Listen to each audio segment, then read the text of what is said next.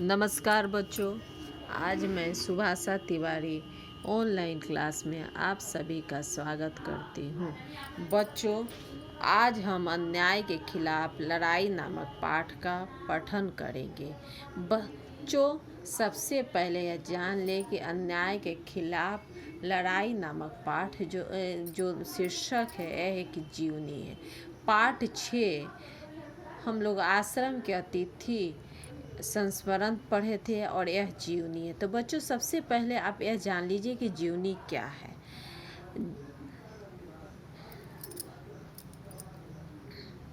यानी सबसे पहले हमको यह जानना होगा कि जीवनी क्या होती है। जीवनी में किसी विशेष के जीवन वृत्तांत अर्थात घटित घटनाओं पर प्रकाश डाला जाता है। तो इसमें भी हम श्री राम राजू अलोड़ी के जीवन के कुछ घटनाओं पर प्रकाश डाले हैं लेखक ने। तो चलिए पहले हम इस पाठ कब के लिखा हुआ है यह देखते हैं। यह पाठ सन 1922 के लिखा हुआ है। और बच्चों जानते हैं कि 1947 में हमारा देश आज़ाद हुआ। इससे पहले देश अंग्रेजों का गुलाम था, अर्थात यहाँ का शासन अंग्रेजों के हाथ में था। अंग्रेज यहाँ के शासन चलाते थे। तो इस कहानी की पृष्ठभूमि है या जीवनी की पृष्ठभूमि है वह जब देश गुलाम था, अर्थात देश में अंग्रेजों का शासन था। अंग्रेजी शासन भारतीयों को डरा धमका कर काम करवाता था। इस पाठ में हम देखेंगे कि कोया आदिवासी और उनके नेता राजू अंग्रेज के खिलाफ संघर्ष किया, वह देखेंगे। अब पूरा वृत्तांत से उनके संघर्ष का वर्णन भी है इस पाठ में बताया गया है। देखिए बच्चों, ये पाठ पूरा पढ़िएगा तो लोगों को देखने से, पाठ पढ़ने से यह समझ में आएगा कि ये पाठ में बताया गया है कि सही दिशा निर्देश मिलने पर कमज़ोर व्यक्ति भी साहसी बनकर सामने आता है। जैसे कोया आदिवासियों ने श्री राम राजू के नेतृत्व में एक ऐसी शक्ति बनकर उभर कर अंग्रेजों के सामने आए थे कि अंग्रेज उनके सामने झुकना पड़ा।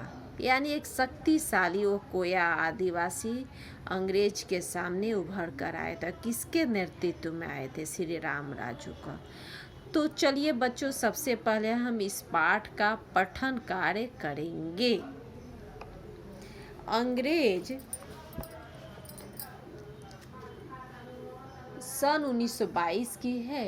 उन दिनों अंग्रेज का शासन था। भारत देश अंग्रेजों का गुलाम था। अपने लोगों को तरह तरह के अत्याचार सहने पड़ते थे।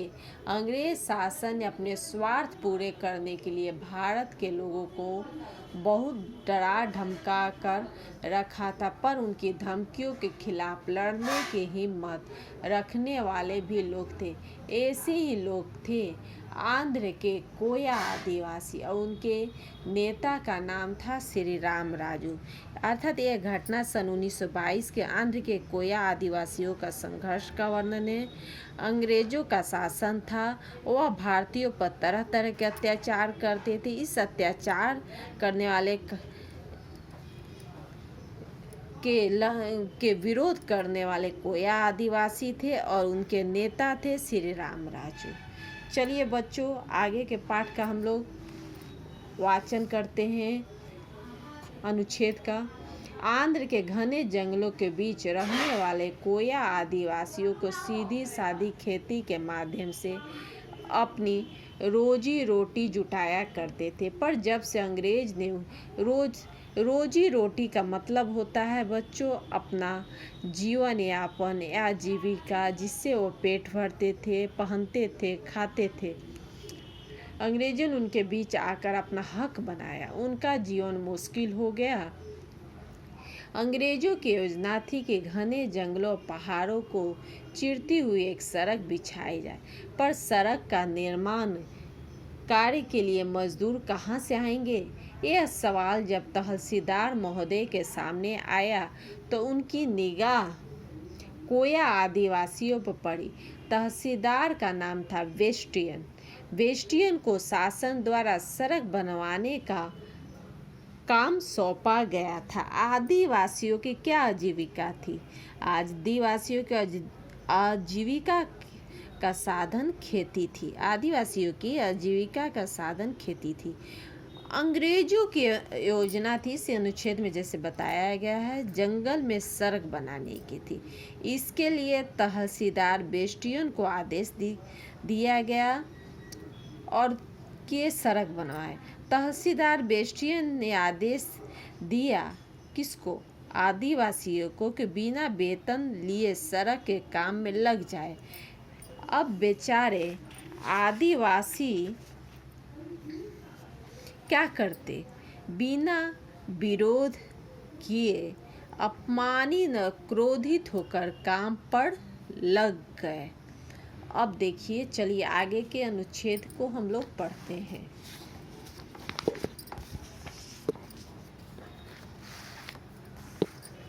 बेस्टियन स्वभाव से बहुत अक्खर और क्रूर था। वो आदिवासियों के गांव में गया और बड़े घमंड के साथ, जैसे मैं बता दी हूँ पहले ही, खूब चिल्ला कर बोला, 2 दिन में जंगल के सड़क बनाने का काम शुरू होगा। तुम सब लोगों को इस काम पर पहुंचना है। अगर नहीं पहुंचे तो ठीक नहीं होगा। अंग्रेज सरकार का हुक्म यानी आदेश है, यह जान लो। आदिवासी लोग चुप हो गए। बेचारे उनके घने जंगलों के बीच अकेले पड़े, तो वे कुछ पूछे तो किससे, कुछ करे तो क्या? किसी ने हिम्मत करके तहसीलदार से पूछना चाहा, काम करेंगे तो बदले में क्या मिलेगा? तो बेस्टियन का चेहरा तमतमा गया। क्या मिलेगा? हुक्म बजाना नौकर का काम, आगे से सवाल मत पूछना। आदिवासी सहम गए यानी डर गए, काम पर जाने लगे, पर उनका मन नहीं मानता था। बेचारे अपमान से अंदर ही अंदर घुट रहे थे और गुस्से से सुलग रहे थे। उन दिनों एक साधु जंगलों में आकर रहने लगा। उस साधु का नाम था अलूरी श्री राम राजू। श्री राम राजू ने हाई स्कूल तक पढ़ाई की। उसके बाद अगली पढ़ाई छोड़कर 18 वर्ष की आयु में वो साधु बन गया। जब वो उन जंगलों में रहने आया तो आदिवासी लोगों से अच्छी तरह हिल मिल गया। लोग उसे अपने दुख दर्द की कहानी सुनाते और पूछते क्या कैसे अपने कष्ट से छुटकारा पाए।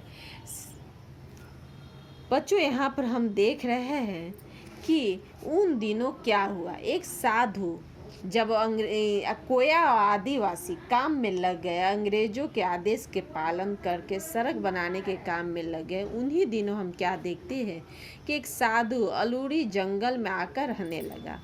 वह रहते रहते आदिवासियों से अच्छी तरह घुल मिल गया। आदिवासी उन्हें अपने कष्ट से छुटकारा पाने के उपाय पर पूछते और श्री राम राजू उन्हें सलाह भी देता। श्री राम राजू ने आदिवासियों से कहा, अत्याचार के सामने दबना नहीं चाहिए, तुम लोग काम पर जाने से मना करना चाहिए। अर्थात श्री राम राजू ने अपनी बात करते हुए कहा कि तुम्हें अन्याय के आगे झुकना नहीं चाहिए और काम पर न जाने की राय दी। उसकी बात सुनकर आदिवासी, अब आगे देखिए, श्री राम राजू ने आदिवासियों से कहा, अत्याचार के सामने दबना नहीं चाहिए, तुम लोग काम पर जाने से मना करना चाहिए। उसके बाद सुनकर आदिवासियों में हिम्मत है। श्री राम राजू ने उन्हें यह भी बताया कि देश में और भी लोग भी अंग्रेज के अत्याचार के खिलाफ लड़ रहे हैं। उनमें एक मशहूर नेता है जिनका नाम गांधी जी है। गांधी जी का कहना है कि भारत के लोगों को अंग्रेज सरकार का सहयोग नहीं करना चाहिए और उनका काम बंद कर देना चाहिए। अगर कोई अंग्रेज अन्याय करेगा तो हम न्याय सहने से इनकार करेंगे। अर्थात श्री राम राजू ने अपनी बात को समर्थन में गांधी जी का भी उदाहरण दिया। इससे आदिवासियों की हिम्मत और कुछ बढ़ी। उनकी बात सुनकर यह सब सुनकर कोया आदिवासियों का दिल मजबूत हुआ। फिर क्या था, विद्रोह के ऐसी आग भड़की कि अंग्रेजों के होश उड़ गए। गांधी जी के उदाहरण से उनकी विद्रोह की ऐसी ज्वाला भड़की कि अंग्रेज आंदोलन के देखिए आंदोलन को दबाने के लिए क्या क्या करना पड़ा। भोले भाले आदिवासियों का सारा अपमान, दुख और क्रोध फूट कर निकल पड़ा। भद्राचरम से पार्वतीपुरम तक पूरे इलाके आदिवासी लोग अन्याय के खिलाफ लड़ने के लिए संघर्ष में कूद पड़े। अंग्रेज सरकार ने ऐसे छक्के छूटे कि आसपास के राज्यों के सेना बुलानी पड़ी, पर अंग्रेजों की इतनी भारी सेना भी 2 साल तक विद्रोह को दबा नहीं पाई। अर्थात अंग्रेज सरकार को गोया आदिवासियों के आंदोलन को दबाने में 2 साल लग गया। अब देखिए कि आदिवासी इस आंदोलन और संघर्ष में क्या करते थे। जंगल के सकरी यानी पतली पगडंडियों पर से सेना के टुकड़ी गुजर रही होती तो जंगलों में छिपे आदिवासी भारतीय सिपाहियों को गुजर जाने देते, और जैसे ही अंग्रेज सार्जेंट या कमांडर नजर आते उन पर अचूक निशाना लगाते। आदिवासियों के विद्रोह से अंग्रेज सरकार इतना डरने लगा था कि राजू के दल को आते देखकर थाने में पुलिस भाग जाती। श्री राम राजू ने आदिवासियों से कह रखा था कि अंग्रेजों से लड़ो, पर एक भी भारतीय सैनिकों की बाल बाका न होने पाए। अंग्रेजों की सेना में बहुत से भारतीय सिपाही भी थे। राजू के आदेश के सख्ती से पालन हुआ। वह जब पहाड़ों से कूच करता यानी जाता, आदिवासी लोग ऐसे मानते कि श्री राम राजू के चमत्कार से अंग्रेज के गोलियां पानी बन जाएंगी। इस विश्वास से वो गोलियों की परवाह किए बिना पुलिस चौकियों के सेना पर हमला कर देते और उनके अस्त्र लूटकर भाग जाते। राजू ने एक कोने से दूसरे कोने तक गुप्त संदेश पहुंचाने गुप्तचर के भी जाल फैला रखा था। अंग्रेज सेना के आने जाने का संदेश ऐसे पहुंच जाते कि किसी को कानों खबर तक न हो सके। यह सब देखकर अंग्रेजों के ने अपने दांतों तले उंगली दबा ली। यहाँ पर बताया गया इस अनुच्छेद में बच्चों कि आदिवासी क्या करते थे। देखिए, जब जंगल में पगडंडियों पर सेना गुजर रही होती तो आदिवासी भारतीय सिपाहियों को गुजर जाने देते, क्योंकि श्री राम राजू का आदेश था कि भारतीय सिपाहियों का बाल बाका तक न करे। और जैसी अंग्रेज सर्जेंट या कमांडर को अपना शिकार बनाते थे, यानी जब उस अंग्रेज सर्जेंट या कमांडर आते थे तो उन पर वह पुलिस चौकियों पर निशाना साध देते थे। अब देखिए अंग्रेजों ने क्या किया।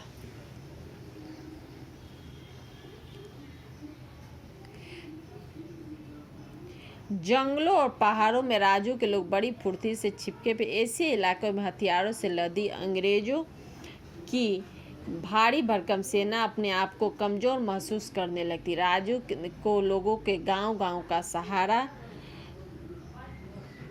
था। गांव के लोग विद्रोहियों को शरण देते। लाख कोशिश करने पर भी अंग्रेज उनकी खबर नहीं लगा पाते थे। फिर अंग्रेज एक तरकीब सूझी। उन्होंने सोचा कि आदिवासियों के लड़ाई में हरा नहीं पाएंगे, अब उन्हें भूखे रखकर मारना पड़ेगा। जंगल के अंदर गांव में राशन लाने वाले सारे रास्ते बंद कर दिए। किसी को भी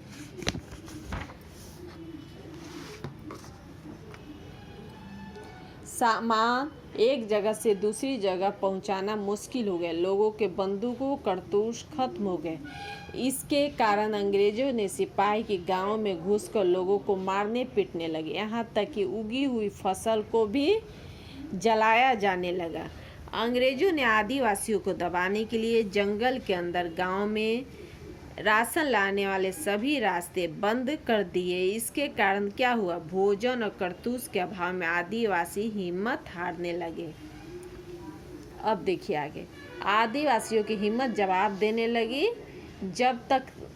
कब तक यह तकलीफ बर्दाश्त की जा सकती है। राजू ने कुछ साथी पुलिस के पकड़ में आ गए थे। एक बार राजू के पुलिस के गिरफ्त में आकर बुरी तरह जख्मी हो गया था। लोगों को लगा कि अब राजू का चमत्कार ही उनकी रक्षा करने में असफल है। लोग परेशान होकर राजू के पास पहुंचते। राजू भी परेशान था, उससे उनका दुख देखा नहीं गया। राजू ने सोचा कि अगर मैं अंग्रेजों के सामने आत्मसमर्पण का अर्थ होता अपने को सौंप दूंगा, तो अंग्रेज इन हजारों लोगों को रोज सताना बंद कर देंगे। उसने देखा कि 2 वर्षों के इतने लंबे संघर्ष के बाद लोगों ने कठिनाइयों का सामना करने की तैयारी नहीं रह पाई और अंग्रेज सरकार उन्हें भूखा मारकर ही छोड़ेगी।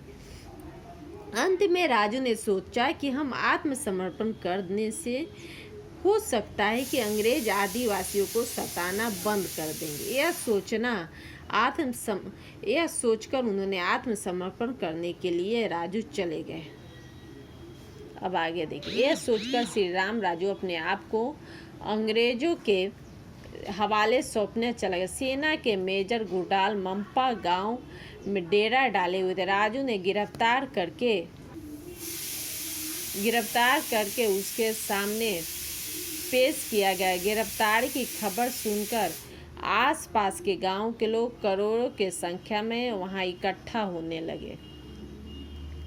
राजू के गिरफ्तार मेजर के सामने उपस्थित किया गया और देखिए आगे क्या होता है। जब वो गिरफ्तार हुए तो हजारों करोड़ों लोग इकट्ठा हो गए राजू के समक्ष। मेजर गुरडाल मन ही मन बहुत अधिक खुश हो रहा था जब उपस्थित किया। उसे कहाँ उम्मीद थी कि उसका शिकार खुद जाल में फंसने चला जाए। राजू मांग कर रहा था कि उसे कचहरी में पेश किया जाए और कानून के हिसाब से उसके साथ बर्ताव, पर गुरडाल का कोई इरादा नहीं था। कोर्ट कचहरी के चक्कर में राजू को उनके जान बचाने का जरा भी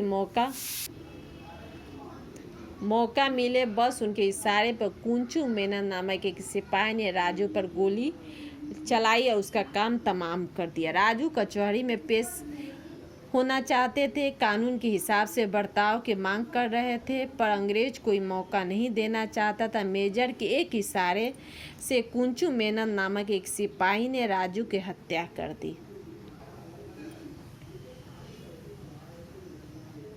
इस तरह श्री राम खातिर शहीद हुए। इसके बाद कोया आदिवासियों का आंदोलन टूट गया, पर अंग्रेज सरकार का अच्छा खासा पाठ पढ़ा लिया। वो समझ गए कि आदिवासियों के सामने मनमर्जी नहीं की जा सकती।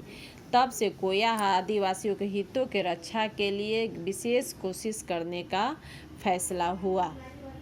श्री राम राजू के शहीद होने से कोया आदिवासियों का आंदोलन टूट गया, लेकिन अंग्रेज सरकार ने अच्छा खासा पाठ पढ़ा दिया था। आदिवासियों के साथ मनमर्जी नहीं की जा सकती है।